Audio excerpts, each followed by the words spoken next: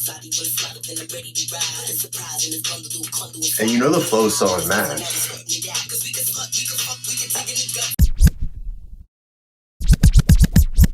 What's good, guys? It's Marcel J, curator of Good Vibes and Good Music, back at it again with a new reaction. My problematic fave, Azealia Banks. She is back in the biggest way possible. Fuck 'em all night is a fucking movement. Let's be honest. This is gonna be the shortest intro ever. If you don't like Azealia Banks, I mean, I get it. There's reasons, but you can't deny she's a musical genius.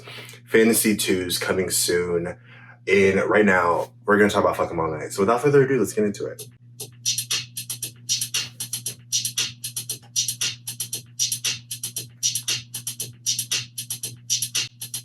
I'm fucking them all day, fuck 'em all day, I'm fucking them all night.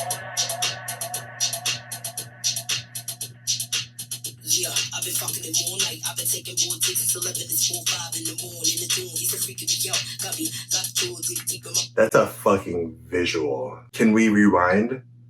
Yeah, I've been fucking him all night. I've been taking raw dicks since 11. It's 4:05 in the morning. The dawn, he's so freaking me out. Got me locked jaw dick deep in my mouth. Like, I've been fucking him for 5 hours straight.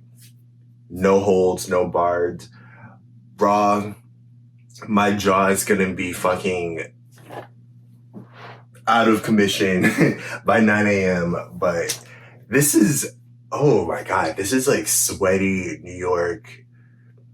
I can't help but hear like gay bar vibes in my ears when I'm thinking of this song, but just, I'm drunk as fuck. Maybe I'm high as fuck. My inhibitions are completely out the window and I'm just doing whatever the fuck I want to do. Completely feel the energy. Azalea's been saying it as she's promoted the song, but just talked about the journey of creating the song. People want to talk about sex. They want to hear about sex. Like, after the year that we've had, like, people want to hear about sex. Like, there's fucking hope for the future. Like, nobody has any hope for the future. Nobody has any hope for the future. Are you kidding? People can barely pay their fucking rents. You mean?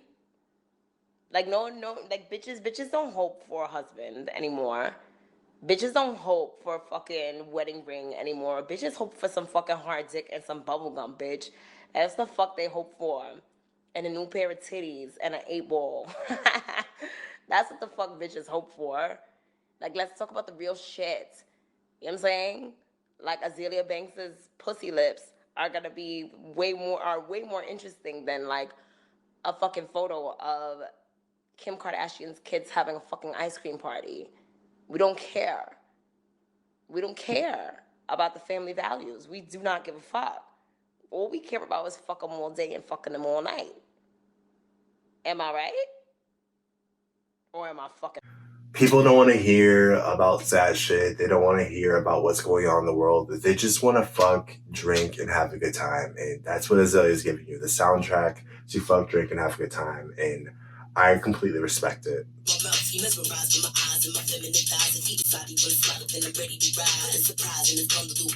And you know the flow's so unmatched.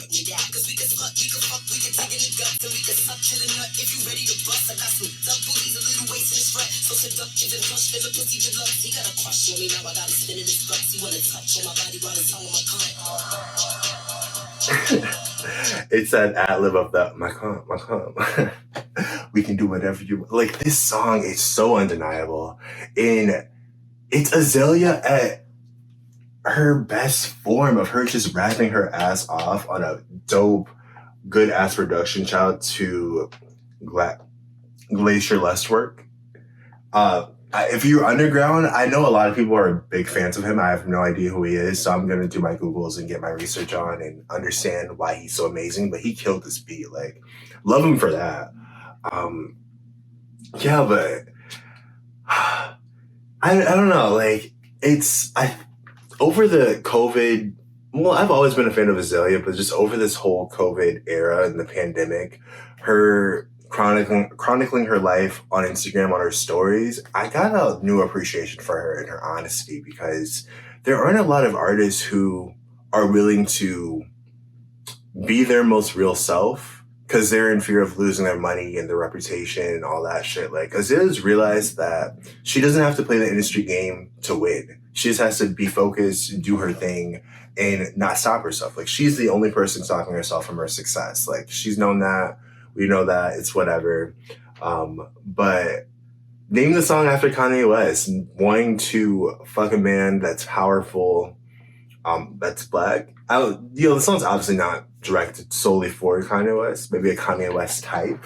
But then again, no, I don't. I'm not gonna do the Kanye Azealia comparison. But I just remember a while back her saying that it's fucked that Kanye can just say whatever the fuck he wants, do whatever he wants, and still be respected as an artist when other artists aren't given the same liberties, you know? And there's differences when you are hurting people physically, assault, like all of that. But when you're just saying your opinion and you're just being canceled every week,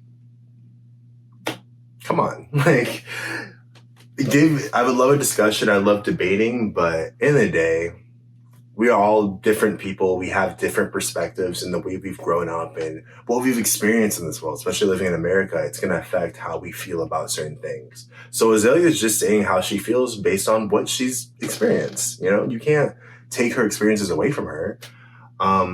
Yeah. Let's keep the song going. Like I'm H to the Izzo. Shorty telling me my pussy fat like Mizzo. All these bitches is zeros, nil not at the nibble. I'm high like Chappestone in casino, I'm a Don Diva. All these bitches is small fries when I come through. Yes, all these bitches, they gon' hide niggas. I hope she gives us a visual. I'm tucking all day and thugging it all like niggas. All these bitches is full sight. Little mermaid, $2 in all white, yeah. Catch a bitch on the wrong night. I'm a dumb four Shelly's and thugging it all like niggas. God, get into her fucking wordplay.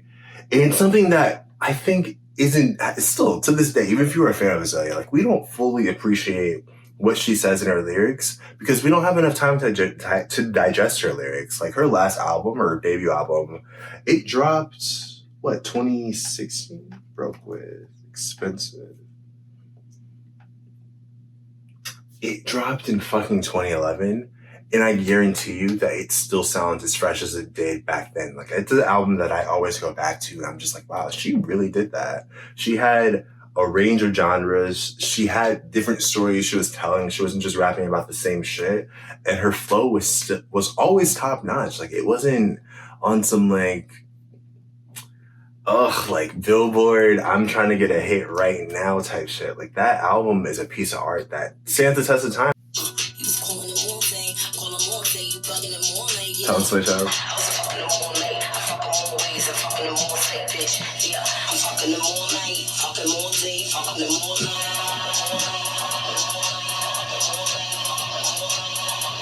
She even gives us a little bridge at the end, a little singing moment to switch up the vibe of the song and to make it a little bit longer, because this could have easily been a 2-minute, 30-second thing, which would have made it even more replayable. But I like that she wanted to give us a fully realized vision versus what typical rappers, female and male, are doing right now.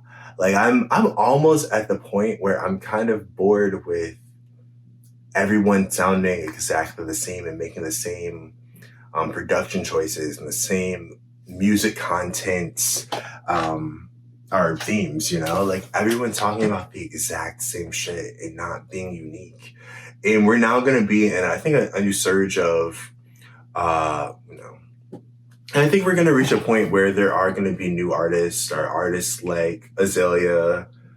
Shout out to, I've talked about Normani in 2 videos, but like Normani, who are going to shift what's popular on radio. And maybe even pop dance. Like, we might get back into that wave, but I'm bored with the same trap rapping couplets type shit, or shit that's made for TikTok. Like, give me something that took you more than a couple months to make. Like, I want a fully realized vision when it comes to music right now.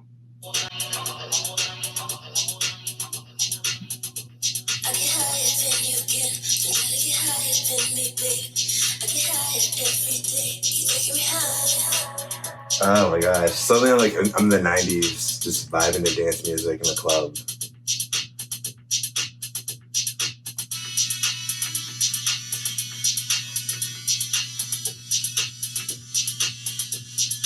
Beat is so addictive. This is like hypnotizing, built for drugs type beat, honestly.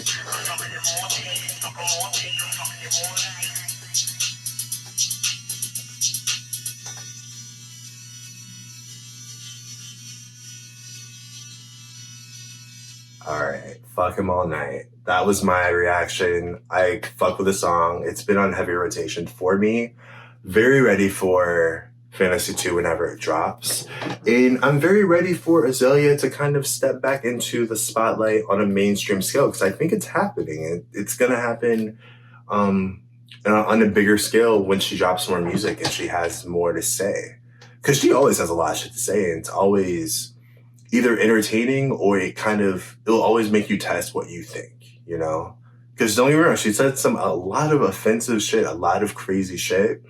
And because of that, I get why people don't fuck with her or don't forgive her, all that shit. But you can tell a lot of that shit stemmed from her negative experiences, her life, and just how the world's treated her as a Black woman in America, even with fame, even with success. And I don't want to use that as an excuse where people can just say whatever the fuck they want, say, bully people, be offensive just for the sake of that, or just because like they're hurt, trauma. But it's just it's a challenge to exist as a Black person. You could say minority, but we're focusing on Black people, focusing on Black women. It's hard to exist in this country and know that no matter what you do, how successful you are, there's always going to be these fucking barriers, all these people trying to stop your bag, stop your voice, take from you. Her first album, she got no royalties from that. Her producer, her managers back then, all corrupted that shit with their deals. So yeah, I'm saying too much. I don't know. You guys know what I'm saying. If you don't know, if you don't understand, then I probably know why you don't understand. But that was my reaction. I fucked with the song. Fantasy 2 on the way. If you enjoyed this reaction, give me a thumbs up, subscribe to the channel so you know whenever I post. Especially if you got to this part, that means we vibed for 10 minutes and just click the video. Click the follow button. And subscribe. Blah. And also follow me on fucking TikTok and Instagram because I'm always talking about music, always on rotation. But until next time, good vibes. Have a great weekend. Turn up. Listen to Fuck 'Em All Night and fuck some people all night if you want. And I'll see you guys in the next one. Peace out. I keep your best interest.